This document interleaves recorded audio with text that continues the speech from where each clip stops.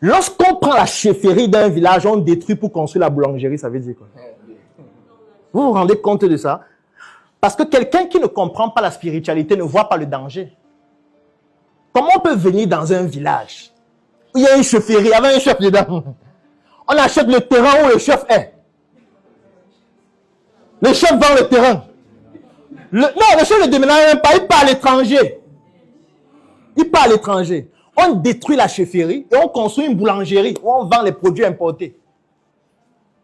C'est une catastrophe sur le plan spirituel. Catastrophe très grave, pourquoi? Parce que il y a certains problèmes que vous rencontrez avec votre énergie qu'on ne peut résoudre que là où vous venez. Si on ne va pas là où vous venez, on ne peut pas résoudre ce problème. Je vais vous prendre un exemple. Il y a un très grand footballeur franco-camerounais qui s'appelle Mbappé, du moins d'origine camerounaise mais de nationalité française, qui est venu il y a de cela quelques années au Cameroun.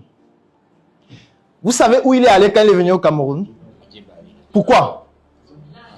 Est-ce que vous savez que la route n'arrive pas dans son village? Pour aller dans son village, Mbappé, qui gagne des milliards, il arrive au Cameroun. Il va dans son village. On dit que non, pour aller dans ton village, il n'y a pas la route. Donc, tu ne peux pas arriver là-bas avec ta voiture de 100 millions. Il dit qu'il n'y a pas de problème. Il entre dans la pirogue. Où il peut mourir à tout moment. Il traverse la pirogue. Il arrive dans son village. Pour faire quoi? Il construit des écoles dans son village avant de repartir. Pourquoi il le fait alors qu'il est déjà riche? Si ça ne sert à rien, pourquoi il le fait? Il aurait pu venir au Cameroun, il reste au palais de l'unité avec le président. Ou il se balade dans les grands hôtels. Ou alors il aurait pu dire non, dans mon village, il n'y a pas la route pour y aller. Non, je vais rentrer dans la pirogue. Tout Mbappé, non, c'est trop dangereux. Je suis assuré. Les milliards, les gens ont misé les milliards sur moi, je ne peux pas prendre ce risque. Selon vous, pourquoi il le fait? Parce qu'on pourrait quand même dire que sur le plan financier, il ne manque de rien. En termes de réussite, il a réalisé de très grandes choses. Mais pourquoi quelqu'un d'aussi puissant décide de revenir à ses origines, mais il ne s'arrête pas à son pays, il va dans son village en prenant une pirogue. Il emprunte une pirogue pour aller dans son village. Pourquoi? Sauf que quand il arrive dans son village, on ne vous a pas dit ce qu'il a fait au village. On ne vous a pas dit quels sont les rites qu'il a eu à faire. On ne vous a pas dit exactement quelles sont les actions qu'il a eu à mener au village. C'est parce que votre énergie provient d'une source. Et cette source, c'est votre village.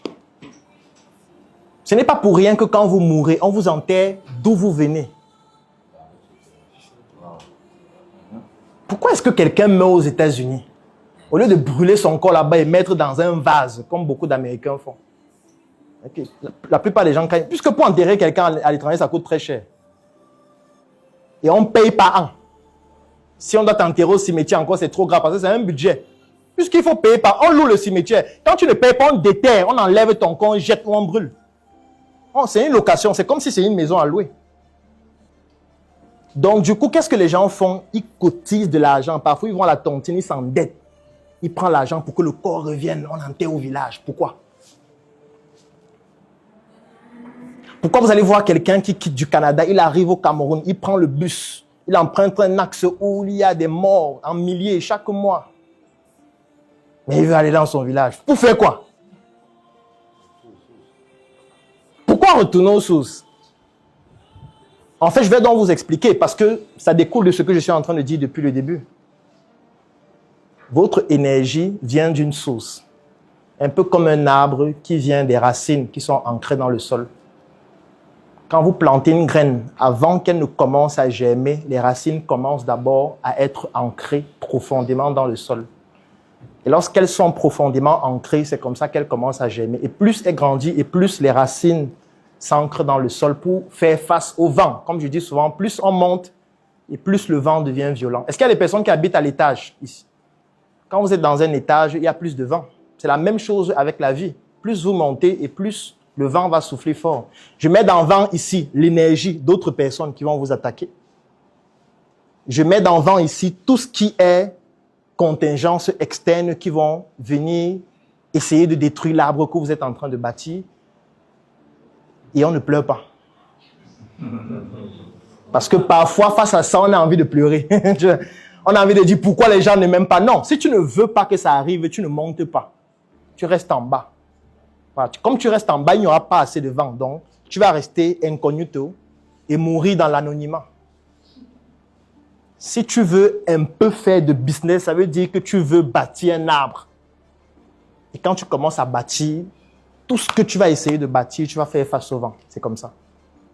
La nature, elle est constituée ainsi. Et ça ne sert à rien de pleurer parce que ce ne sont pas tes pleurs qui vont faire que la nature change. La nature n'a pas commencé avec toi et ne finira pas avec toi. Est-ce que jusque-là, on comprend? J'étais donc sur le premier exercice à faire avant que vous ne posiez vos questions.